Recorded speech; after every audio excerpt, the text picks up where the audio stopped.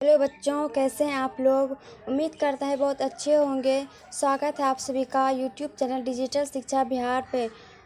आज हम पढ़ने वाले हैं हिंदी के 50 महत्वपूर्ण ऑब्जेक्टिव, जो कि पिछली क्लास में 50 ऑब्जेक्टिव कर चुके हैं। अब 50 आगे करने वाले हैं। अगर आप हमारे चैनल से जुड़ना चाहते हैं तो चैनल को सब्सक्राइब करें और वीडियो को लाइक करें। वीडियो को देखना ना भूलें। प्रश्न संख्या चलते हैं 51 में दिया हुआ है कि आराध्या बहुत तेज लड़की है। आराध्या बहुत तेज लड़की है रेखांकित शब्द है। प्रविशेषण या विशेषण, संज्ञा, सर्वनाम। इसका सही आंसर हो जाएगा प्रश्न संख्या 51 का ऑप्शन नंबर ए, प्रविशेषण। 52 में दिया हुआ है कि अंगार बरसना मुहावरे का क्या अर्थ है। अंगार बरसना मुहावरे का क्या अर्थ है। भयंकर क्रोध होना या सूखा पड़ना, मुसीबत आना, कड़ी धूप होना। ऑप्शन डी इसका सही आंसर हो जाएगा, कड़ी धूप होना। 53 में दिया हुआ है कि दूसरे के बच्चे का पालन पोषण करने वाली स्त्री को क्या कहा जाता है। दूसरे के बच्चे का पालन पोषण करने वाली स्त्री को क्या कहा जाता है। दाई, अन्योन या धाय या भामिनी। इसका ऑप्शन नंबर सी हो जाएगा सही आंसर, धाय। दाई भी होगा, बस बुक में धाय दिया हुआ, ऑप्शन नंबर सी। 54 में दिया हुआ है कि वह घर से बाहर गया, इस वाक्य में कौन सा कारक है। वह घर से बाहर गया, इस वाक्य में कौन सा कारक है। कर्ता, कर्म, करण, अपादान। यहाँ पर घर से बाहर गया मतलब कि जुदाई, किसी भी वस्तु का जुदाई हो रहा है तो जिसमें भी जुदाई हो वहाँ पर अपादान कारक होगा। ऑप्शन नंबर डी सही आंसर हो जाएगा। लंबोदर शब्द किस समास का उदाहरण है। लंबोदर शब्द किस समास का उदाहरण है। बहुव्रीहि समास। ऑप्शन नंबर सी हो जाएगा सही आंसर। चलते हैं प्रश्न संख्या 56 में दिया हुआ है। दशमुख शब्द किस समास का उदाहरण है। कर्मधारय, बहुव्रीहि, तत्पुरुष, द्विगु। दशमुख शब्द बहुव्रीहि समास का उदाहरण है। Option number B. अनुवाद में कौन सा उपसर्ग है। अनुवाद में कौन सा उपसर्ग है। अव, अनु या अन या और। अनुवाद में उपसर्ग जो शुरू में लगे उसे उपसर्ग कहते हैं। शुरू में अनु से अनु लगा उपसर्ग उपसर्ग है तो अनुवाद में उपसर्ग अनु हो जाएगा।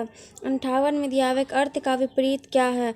अर्थ का विपरीत मतलब उल्टा शब्द क्या है, विपरीतार्थक। अर्थ का उल्टा शब्द अनर्थ हो जाएगा। Option number C. विज्ञान में कौन सा प्रत्यय है। विज्ञान में कौन सा प्रत्यय है। प्रत्यय अंत में लगने वाले शब्द को प्रत्यय कहते हैं। ऑप्शन ए में दिया हुआ अन, विज्ञ, आन या वी। इसका सही आंसर हो जाएगा आन, ऑप्शन नंबर सी। 60 में दिया हुआ है कि इनमें पक्षी का पर्यायवाची शब्द कौन है। इनमें पक्षी का पर्यायवाची शब्द कौन है। गरुड़ है, कबूतर है, परिंदा है या छिती है। ऑप्शन नंबर सी इसका सही आंसर हो जाएगा परिंदा। चलते हैं प्रश्न संख्या 61 में दिया हुआ है कि वाणी कब विष के समान हो जाती है। वाणी कब विष के समान हो जाती है। राम नाम के बिना, तीर्थ यात्रा के बिना, ज्ञान के बिना या इनमें से कोई नहीं। ऑप्शन ए इसका सही आंसर हो जाएगा, राम नाम के बिना वाणी विष के समान हो जाती है।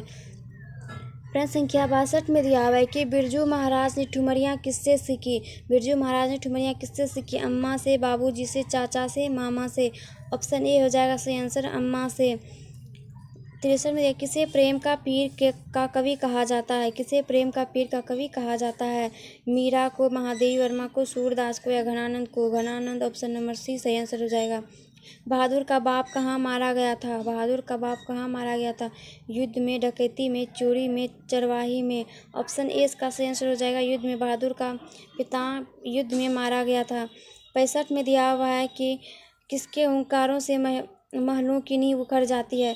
किसके हुंकारों से महलों की नींव उखड़ जाती है। ऑप्शन ए शासक, राजा, विदेशी, जनता। ऑप्शन डी हो जाएगा सही आंसर, जनता। पत्थर पर लिखी हुई जली हुई छाया किसकी साखी है। ऑप्शन सी हो जाएगा सही आंसर, मानव की। ऑप्शन सी हो जाएगा सही आंसर। चलते हैं प्रश्न संख्या 67 में दिया हुआ है।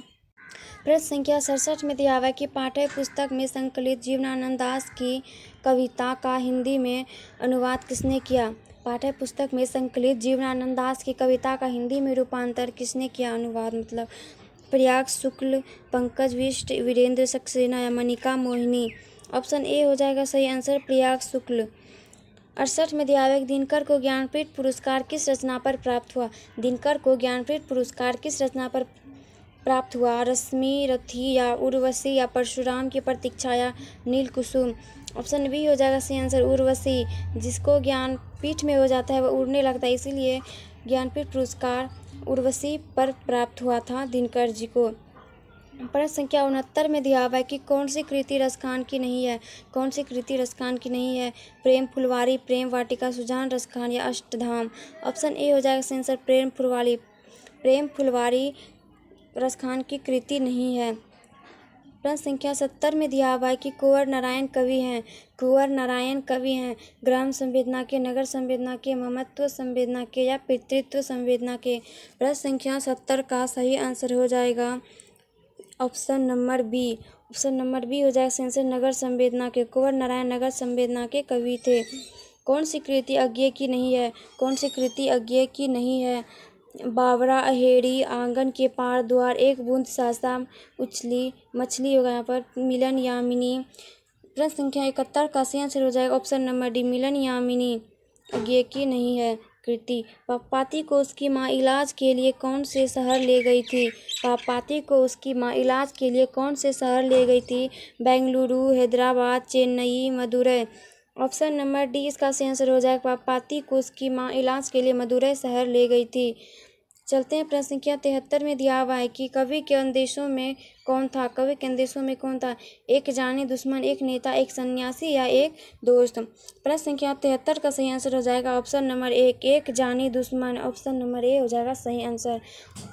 चलते हैं प्रश्न संख्या 74। प्रश्न संख्या 74 में दिया हुआ है कि भारत माता शीर्षक प्रगीत पंत के किस काव्य संकलन से लिया गया है?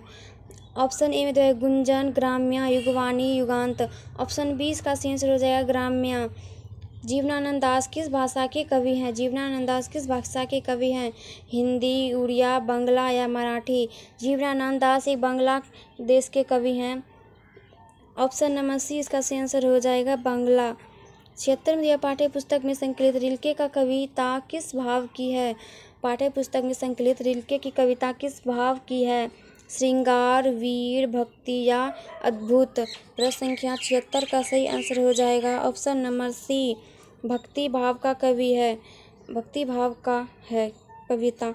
पंडित बिरजू महाराज का जन्म कहाँ हुआ था? इलाहाबाद, लखनऊ, कानपुर या पटना में। पंडित बिरजू महाराज का जन्म लखनऊ में 7वीं पीढ़ी में हुआ था। ला शत्रुज क्या है? इमारत, पर्वत, ईसाई मठ या मेरा शत्रु। ला शत्रुज एक इमारत है। चलते हैं प्रश्न संख्या 79 में दिया हुआ है कि अज्ञेय का जन्म किस प्रदेश में हुआ था? अज्ञेय का जन्म किस प्रदेश में हुआ था? मध्य प्रदेश, उत्तर प्रदेश, छत्तीसगढ़, पंजाब। ऑप्शन नंबर 20 का सही आंसर हो जाएगा उत्तर प्रदेश। गुरु नानक का जन्म कहाँ हुआ था? लुधियाना में, राजस्थान में, नानकाना साहब में, गुजरात में। ऑप्शन नंबर सी इसका सही आंसर हो जाएगा नानकाना साहब में। रसखान किस काल के कवि हैं? रसखान किस काल के कवि हैं? आदिकाल, रीतिकाल, आधुनिक काल या भक्ति काल। प्रश्न संख्या 81 का सही आंसर हो जाएगा ऑप्शन नंबर डी भक्ति काल। रसखान भक्ति काल के कवि हैं। विदेशी शीर्षक पाठ्य पुस्तक में संकलित कविता किस छंद में है? स्वदेशी शीर्षक पाठ्य पुस्तक में संकलित कविता किस छंद में है? चौपाई, दोहा, सोठा या छप्पर। प्रश्न संख्या 82 का सही आंसर हो जाएगा ऑप्शन नंबर बी दोहा। प्रश्न संख्या 83 में दिया हुआ है कि सुजान सागर किसकी कृति है? सुजान सागर किसकी कृति है? मती राम, घनानंद, देव या केशव दास। प्रश्न संख्या 83 का सही आंसर हो जाएगा option number B Ghananand. Sujan Sagar Ghananand का कविता है। दिनकर ने जनतंत्र का जन्म शीर्षक कविता में दूधमुंही शब्द प्रयोग किसके लिए किया? अपनी बेटी के लिए, पड़ोस की बच्ची के लिए, जनता के लिए, समाज की बालिका के लिए। प्रश्न संख्या 84 का सही आंसर हो जाएगा ऑप्शन नंबर सी जनता के लिए दूधमुंही का प्रयोग किया। चलते हैं प्रश्न संख्या 85 में दिया हुआ कि हमारी नींद शीर्षक कविता किस वाक्य संग्रह से ली गई है? दुष्चक्र में सृष्टा, इसी दुनिया में, गलत पते की चिट्ठी या मन विहंगम। ऑप्शन नंबर ए इसका सही आंसर हो जाएगा दुष्चक्र में सृष्टा। नागरी लिपि शीर्षक पाठ किस पुस्तक से लिया गया है? नागरी लिपि शीर्षक पाठ किस पुस्तक से लिया गया है? अक्षरों की कहानी, भारतीय लिपियों की कहानी, अक्षर कथा या इनमें से कोई नहीं। प्रश्न संख्या 86 का सही आंसर हो जाएगा ऑप्शन नंबर बी भारतीय लिपियों की कहानी से लिया गया है नागरी लिपि। रसूलबाई थी नर्तकी, गायिका, कवित्री, लेखिका। 87 का सही आंसर हो जाएगा ऑप्शन नंबर बी, गायिका। रसूलबाई एक गायिका थी। सत्य के साथ मेरा प्रयोग किसकी रचना है? सत्य के साथ मेरा प्रयोग किसकी रचना है? यह महात्मा गांधी की रचना है, सत्य के साथ मेरा प्रयोग। मछली शीर्षक कहानी कहानीकार विनोद कुमार शुक्ल के किस कहानी संग्रह से ली गई है? पेड़ पर कमरा, महाविद्यालय, मानसरोवर, कोठरी की बात। प्रश्न संख्या 89 का सही आंसर हो जाएगा ऑप्शन नंबर बी, 89 का सही ऑप्शन नंबर बी, महाविद्यालय। 90 में दिया हुआ है कि सेन साहब अपने पुत्र को क्या बनाना चाहते थे? सेन साहब अपने पुत्र को क्या बनाना चाहते थे? बिजनेसमैन या इंजीनियर, वकील, प्रोफेसर, एक डॉक्टर। प्रश्न संख्या 90 का सही आंसर हो जाएगा ऑप्शन नंबर ए, बिजनेसमैन या इंजीनियर। प्रश्न संख्या 91 में पागलों के अस्पताल में उपद्रवी मरीजों को कैसे रखा जाता था? पागलों का जो अस्पताल था उसमें उपद्रवी मरीजों को कैसे रखा जाता था?